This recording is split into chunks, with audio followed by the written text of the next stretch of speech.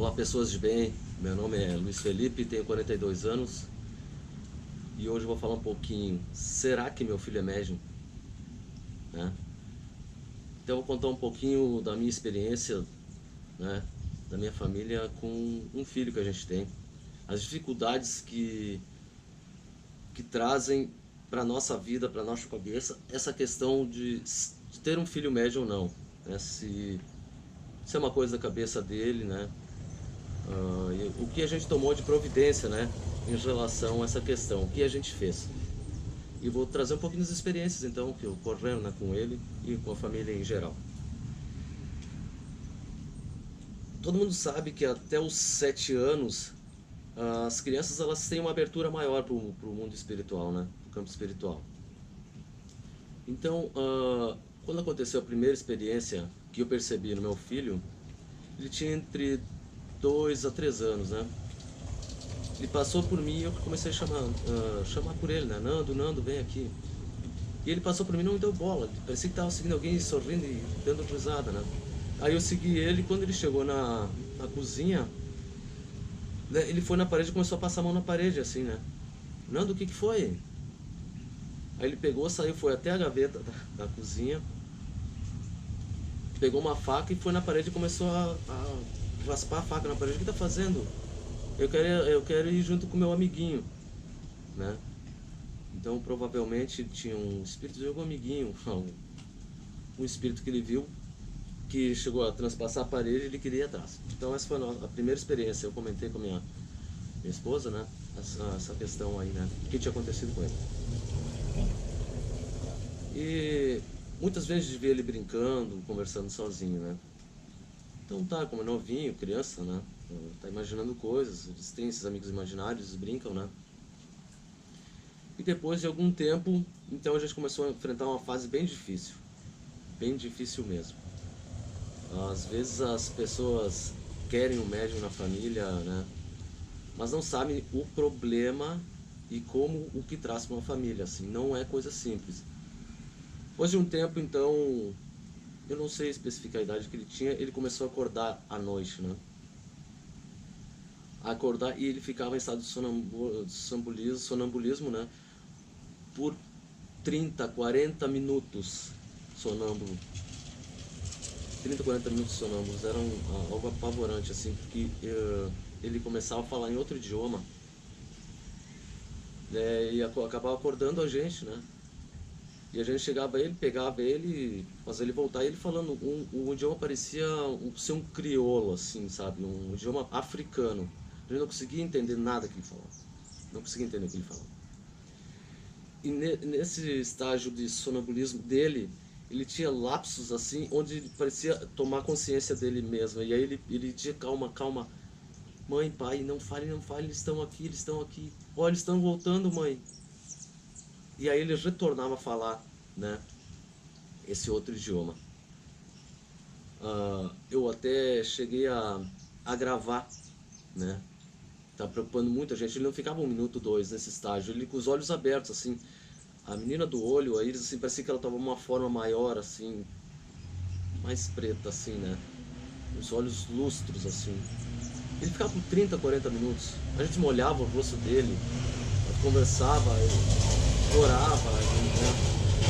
Eu era espírita na hora. Naquela época, nesse momento ali que eu ouvi isso, eu não estava praticando, né? Então eu peguei, gravei e levei para o centro espírita que eu havia frequentado antes, como eu trabalhava nesse centro espírita, né? Chegando lá, conversei com a dirigente da casa e mostrei a gravação para ela. Ela não deixou eu terminar de mostrar a gravação, não quis ver o resto da gravação. Ela ficou muda, ela enlouqueceu, ela disse, apaga agora, aqui na minha frente isso aí.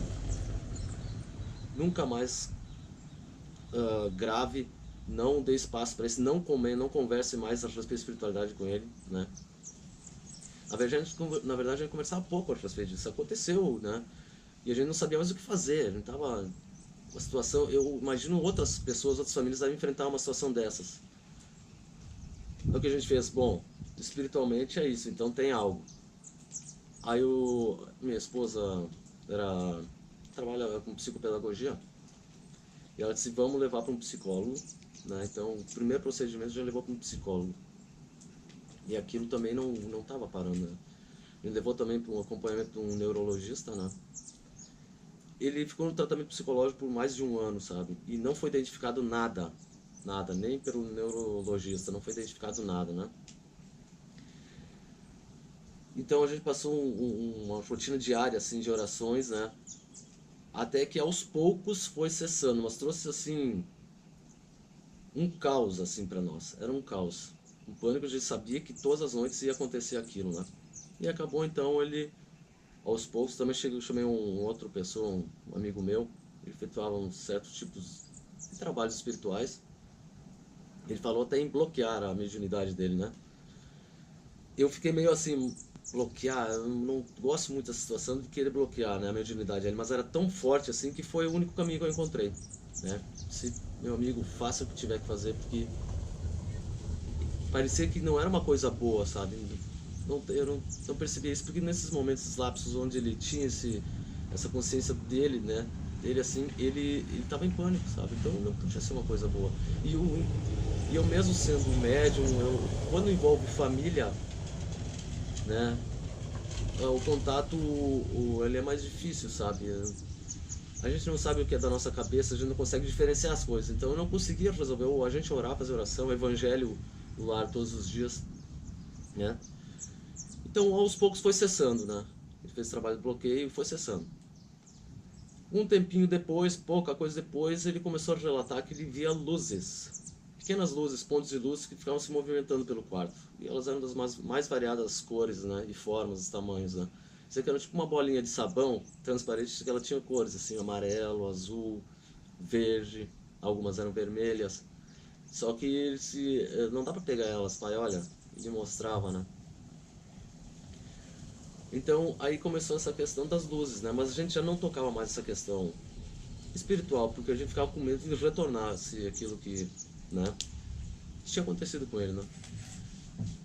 Aí não muito tempo atrás, agora faz um pouco mais de um ano e meio, meu pai faleceu. A gente não toca mais esse assunto sobre espíritos, né? Com ele. Até porque ele passou já das fases dos 7 anos ali. Na verdade é uma interrupção entre os 7, assim, essa questão das crianças, né?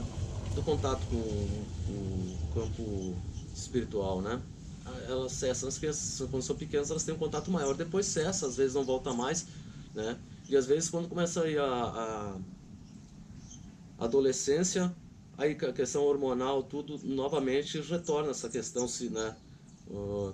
Devido à questão hormonal também afeta aquela mudança toda e às vezes a maioria dos médios acontece ali o momento onde começa o contato com o mundo espiritual. Isso não aconteceu com ele, não cessou aos 7 anos e ele continua com isso. Ele está com 10 anos agora. Meu pai havia falecido fazia uns 30 dias, né? Fazia um bom tempo que a gente não tocava sobre o assunto de espiritualidade, então mundo espiritual, né? Ele me relatou que por 4 vezes ele viu meu pai, né? Só que ele não fala. Aí comecei de novo, pedir aos poucos, e aí, como é que tá? Tu tá vendo alguma coisa ainda, Nando? Ele não gosta de falar, eu não quero falar sobre isso, pai. Você não falou assim, né? Ah, eu e minha esposa, a gente separou fazem uns 5 meses, né? 6. Então a gente ficou um pouco afastado, porque eles estão em Porto Alegre e eu estou em Bento Gonçalves.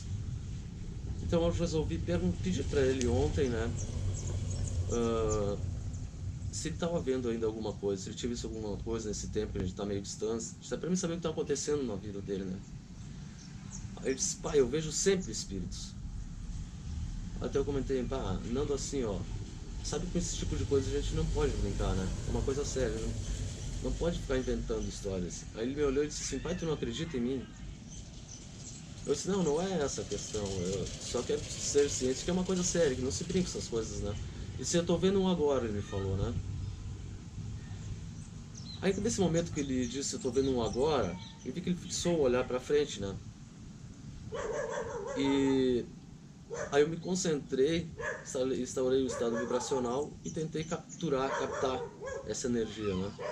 Quando eu captei uma energia de um homem, eu vi mentalmente esse homem que estava no outro lado da rua, né?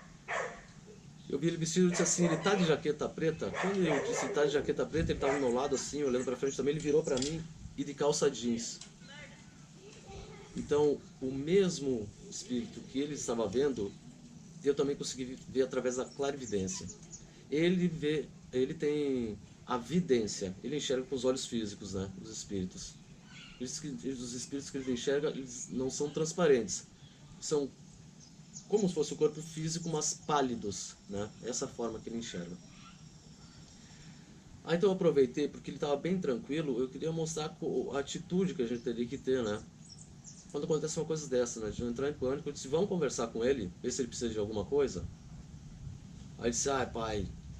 Eu disse, não, calma, pode deixar que eu sei como fazer, né? Aí a gente levantou e eu fui direcionando aquela energia. Eu disse, olá, tudo bem? Você está precisando de alguma coisa? Precisando de uma ajuda? Está procurando algo? E aí eu vi que ele parou, esse espírito, né? Aí eu mentalmente eu disse assim pra ele, olha aqui pra mim. Aí meu filho, que não ouviu, eu falei mentalmente, disse assim, pai, para que ele olhou pra nós, ele tá olhando pra nós, né? Eu disse, não, tranquilo, a gente tá tentando ajudar ele. Ele fez algum mal pra ti? Né? Ele disse, não, então calma. Aí eu novamente pedi para esse espírito que se ele precisava de ajuda, alguma ajuda, se estava procurando alguma coisa, precisando de algo, e ele não me respondeu. Aí eu mentalmente eu disse, bom, se não estiver precisando de nada, né, pode seguir seu caminho, né? Aí naquilo o meu filho disse, pai, deixa que ele está indo embora, deixa ele ir, né? Então vocês veem que ele realmente estava vendo, porque o contato, as coisas que aconteciam, que eu estava vendo na clarividência, ele via na vidência, né? Então eu deixei ele, eu só fiz a questão seguinte de especificar para esse espírito, né, que se ele precisasse de ajuda, para ele falar naquele momento, que depois ele não viesse atrapalhar a nossa vida, né? Que aquele momento que ele tinha, mas esse espírito ele estava bem tranquilo, sabe? Ele estava caminhando como se estivesse indo em direção a outro lugar, ele estava apenas passando aqui, né? Então depois a gente teve uma conversa sobre espiritualidade, né? Eu e meu filho de novo, parece que ele amadureceu bastante esse tempo que a gente ficou longe. Eu estou trazendo essa questão porque é sério. A família que está passando por uma situação dessas, os pais principalmente, eles não sabem o que fazer. É desesperador a gente ver um filho passando uma situação dessas e não saber o que fazer, não poder ajudar. Tu não enxerga, tu não consegue. Eu tinha um bloqueio, eu não conseguia enxergar. Eu acho que se me bloquear de uma forma, eu não conseguia enxergar. E como eu disse, a questão também da, da do familiar, assim, ela impede às vezes ela embaralha a mente, você não sabe o que é, o que não é, tu fica em muita dúvida, é difícil identificar as coisas, né? Então eu acho que quem tiver passando por isso, com um filho assim, não fique... Tá, interessante buscar alguma coisa na internet, mas a primeira coisa, assim, centro espírita, tomar algumas... Né, eles vão passar algumas informações, mas tem que ser levado para alguém profissional na área, né? Um psicólogo, um acompanhamento psicólogo também, se for muito... não estiver seguro ainda com a questão só do psicólogo, leve para o neuro, ele vai avaliar, né? Eles estudam para isso, então, né, a gente tem que utilizar tudo que a gente tem à disposição, né? Uma coisa tão séria que é um filho, né? Então, é isso, meu comentário. E eu como procedi, como a gente procedeu nessa questão da que a gente acredita que mediunidade, não dá para saber ainda se ele é médium, né? Se ele vai se tornar um médium, vai trabalhar com isso, né?